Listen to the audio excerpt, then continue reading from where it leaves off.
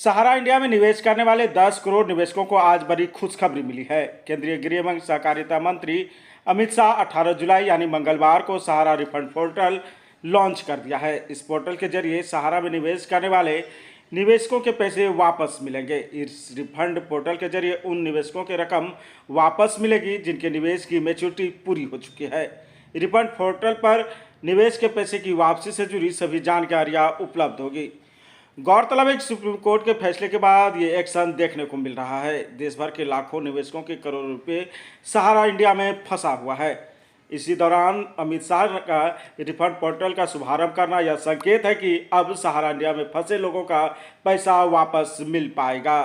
सुभाष रेड्डी जी, मेरे साथी मंत्री श्रीमान BL वर्मा जी, सचिव सहकारिता Shri Gyanesh Kumar ji, Shri Vijay Kumar ji, Shri Manoj Mittal MD CEO IFCI limited, Shrimati P Lakshmi MD SDMS और आज इस कार्यक्रम में उपस्थित सहकारिता विभाग के सभी अधिकारी कर्मचारी गण और कुछ प्रतिनिधि जिनको सालों से सहारा ग्रुप की ये 4 क्रेडिट सोसाइटियों में जिनकी राशि लंबित हो गई है, स्थगित हो गई, आप सभी का आज के कार्यक्रम में मैं हृदय से स्वागत करता हूं।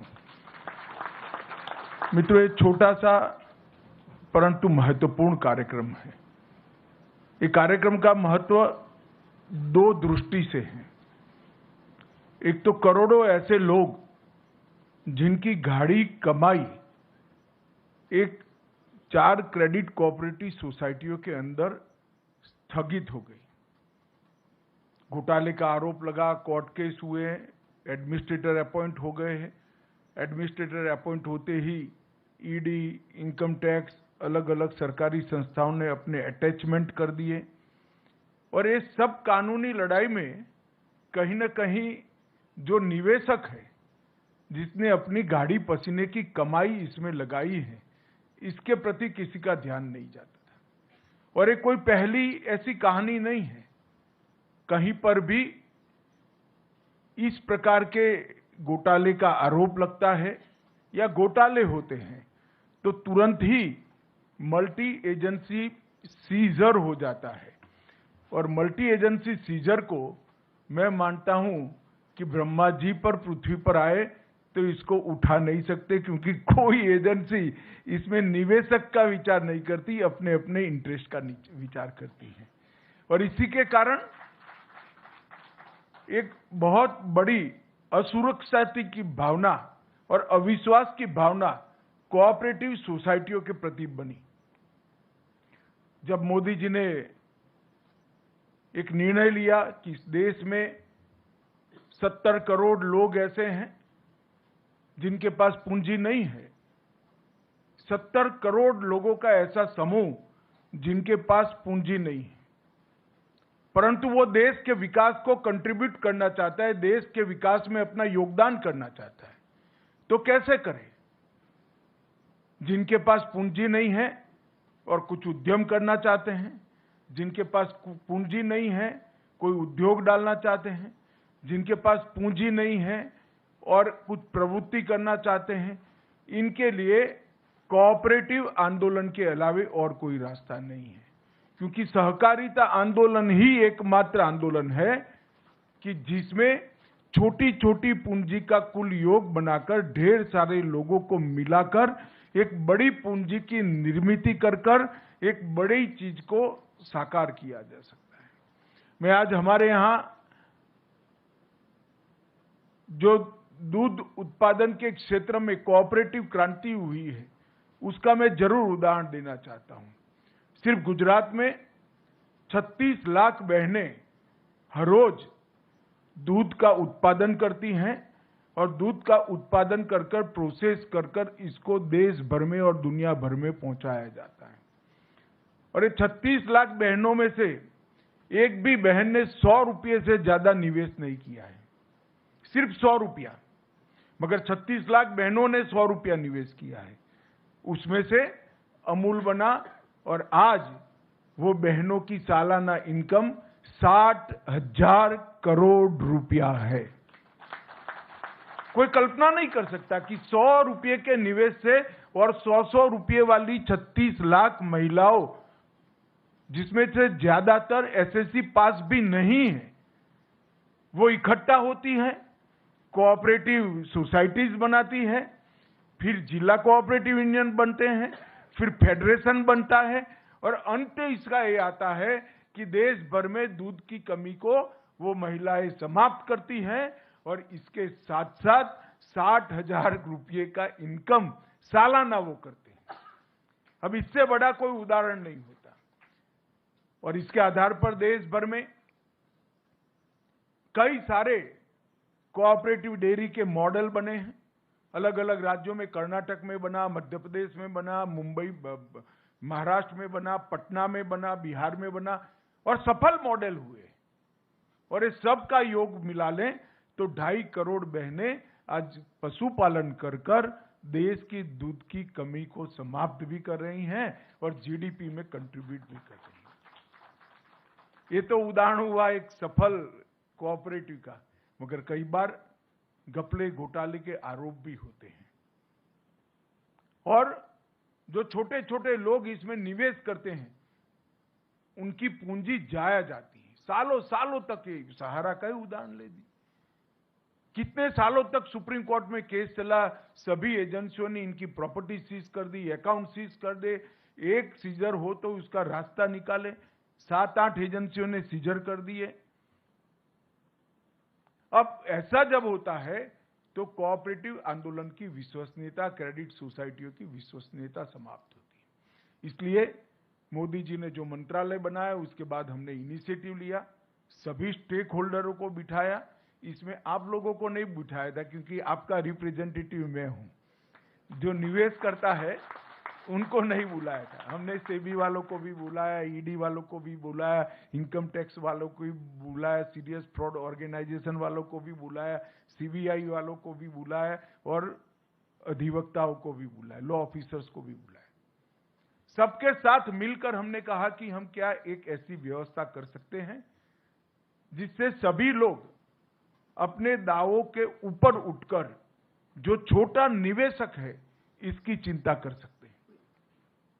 और मुझे आनंद है कि सभी एजेंसियों ने मिलकर एक सुप्रीम कोर्ट में याचिका दायर की और सुप्रीम कोर्ट ने भी एक ऐतिहासिक फैसला लिया कि सभी एजेंसियां जब सहमत है तो एक सुप्रीम कोर्ट के पूर्व न्यायाधीश जी की अध्यक्षता में एक कमेटी बनाई जाए और उनके निर्देशन से ये पारदर्शी भुगतान की शुरुआत की जाए। और ट्रायल बेस पर आज ये पारदर्शी भुगतान की शुरुआत 5,000 करोड़ रुपए से कर रहे हैं हम। ये 5,000 करोड़ रुपया निवेशकों को वापस लौटाने की शुरुआत होगी। और ये 5,000 करोड़ रुपया जब पूरा वापस हो जाएगा, हम फिर से सुप्रीम कोर्ट के सामने जाएंगे और कहेंगे कि इतने निवेशक बचे हैं और बाकी का भुगतान भी करें। आज जो पोर्टल लॉन्च हुआ है, वो पोर्टल से लगभग 1 करोड़ निवेशकों को, क्योंकि हमने तय किया है कि पहले 10,000 रुपया तक की राशि को हम भुगतान करेंगे। जिनका 10,000 तक का निवेश है वो, और जितना भी निवेश हो उसमें से 10,000 रुपया। ये ट्रायल बेस है और ये पोर्टल के माध्यम से इसको ऑनलाइन सबको निमंत्रित करेंगे। पूरे डेटा को ऑनलाइन कर दिया गया है चारों सोसाइटियों के, और सीरीज ऑफ मीटिंग कोऑपरेटिव मंत्रालय के, सहकारिता मंत्रालय के अधिकारियों ने की है। हमारे जो स्टॉक होल्डिंग के साथी बैठे हैं उन्होंने भी बहुत बड़ा इनिशिएटिव दिया है। मैंने उनको चाय पर बुलाया था, मैंने बोला इसमें कमाई आपको चौनी भी नहीं होने वाली है, मगर ये सेवा का काम है, आप तत्परता से करिए। मैं स्टॉक होल्डिंग का भी धन्यवाद करना चाहूंगा कि इन्होंने बड़े मन से इसमें हमारा सहयोग किया है। और रेड्डी साहब ने भी 3 से 4 बार मीटिंग कर कर इसको गति दी है। मेरा मीटिंग करना तो स्वाभाविक है, मगर सुप्रीम कोर्ट के निवृत्त न्यायमूर्ति जब आपकी परेशानी को समझकर इसके लिए परिश्रम करे वो हमारे लिए बहुत सकारात्मक संदेश है। मित्रों, लगभग 1,07,00,000 निवेशकों को ये पोर्टल के अंदर पंजीकरण करने का अधिकार है, जिनकी पूरी राशि लौटाई जाएगी। और कुल मिलाकर 4 करोड़ निवेशक हैं जिनको 10,000 रुपये तक की राशि प्रथम दृष्टि से उनको वापस दी जाएगी। और ये मैंने कहा ये शुरुआत है। अगर ये सफलता से होता है और सफलता से होगा, उसका मुझे पूरा विश्वास है, क्योंकि पूरी प्रणाली को मैं समझा हूं। इसमें कहीं पर भी कोई गड़बड़ की गुंजाइश नहीं छोड़ गई है और कहीं पर भी जो जेन्युइन इन्वेस्टर है इसको अन्याय होने की गुंजाइश भी नहीं छोड़ गई। जिन्होंने निवेश नहीं किया है इसको किसी भी तरह से यहां से रिफंड नहीं मिल सकता, और निवेश जिन्होंने किया है इसको कोई रोक नहीं सकता। मगर बहुत सारे निवेशक ऐसे होंगे जो ऑनलाइन पोर्टल पे शायद ना आ सके, मगर ये बहुत जरूरी है क्योंकि इतने सारे दावों का फिजिकली भुगतान संभव नहीं है। मैं आप सबसे निवेदन करना चाहूंगा कि सरकार ने सीएससी की व्यवस्था की है। सीएससी के माध्यम से आपका ऑनलाइन पंजीकरण करा सकते हैं, वो आपको पूर्णतया गाइड करेंगे। हम प्रयास करेंगे कि देश के सारे सीएससी को ऑनलाइन ये पूरी व्यवस्था भेज दी जाए, वो इसका स्टडी कर आपकी सहायता करेंगे। ढेर सारे लोग ऐसे होंगे जिनके मोबाइल आधार में जो रजिस्टर होंगे वो आपने बदल दिए होंगे, तो इसका भी रजिस्ट्रेशन कराना पड़ेगा। और आपके बैंक अकाउंट का रजिस्ट्रेशन तो करीब सबका हो चुका है। इसमें 2 ही प्रमुख शर्तें हैं।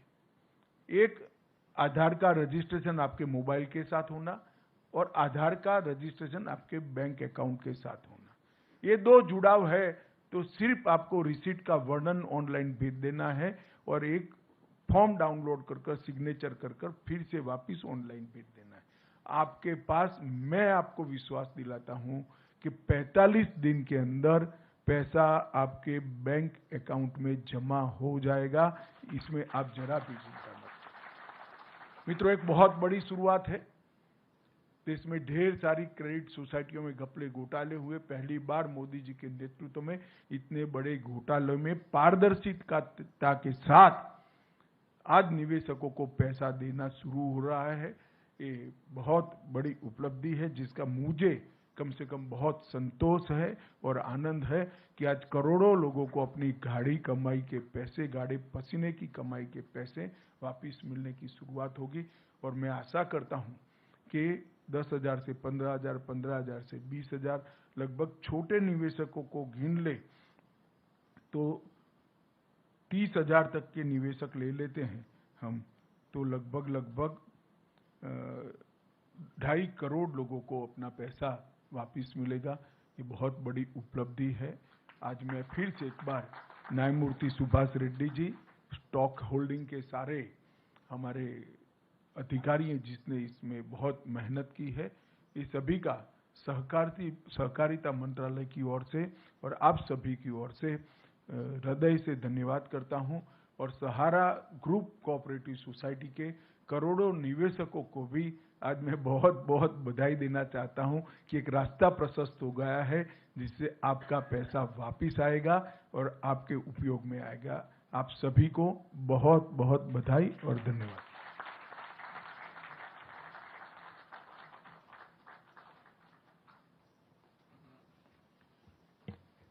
माननीय मंत्री जी का बहुत धन्यवाद। इस समारोह में उपस्थित सभी अतिथियों की ओर से माननीय गृह एवं सहकारिता मंत्री जी का बहुत धन्यवाद कि उन्होंने आज के समारोह के लिए अपना कीमती समय दिया। साथ ही